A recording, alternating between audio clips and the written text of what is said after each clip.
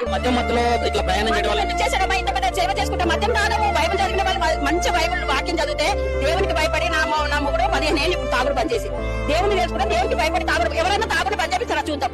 ఎవరు బంద్ చెప్పలేరు నాన్న. తాగుడు కానీ వ్యభిచారం కానీ ఎవరు బంద్ చెప్పి దేవుని దగ్గరకు వస్తే ఆ మనిషి కంపల్సరీ మారుతారు నాన్న. దేవుడు అంత గొప్ప దేవుడు. ఎవరి వాళ్ళు తెలుసుకొని వచ్చిన వాళ్ళే కానీ ఎవరు మత మార్పిడి చేయడు.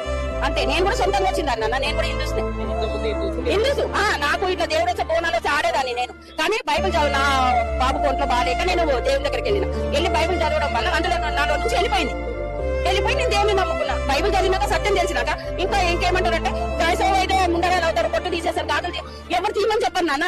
అది చదివినా కొద్ది ఎట్లుంటదంటే మనకి ఈ ఆకాశం కింద ఉన్నదంతా చెత్త అని ప్రసంగి గ్రంథకుడు రాసింది. గ్రంథకర్త రాసింది. చెప్పినా ఇదంతా చనిపోయింది. ఏమని తీసుకుపోయినా మంచి తీసుకుపోయింది కదా. ఏమి రాదు మన ఎప్పటి బంగారం రాదు, ఏది రాదు. కానీ మా అంతకు మేమే చేయాలి. కానీ ఎవరు మత మార్పిడి చేయరు నాన్న. ఎవరు చేయరు. ఎవరు నువ్వు చెప్తే నువ్వు వచ్చేసావు, నేను చెప్తే నేను వస్తానా. ఎవరు రారు. అది బైబిల్ కరెక్ట్.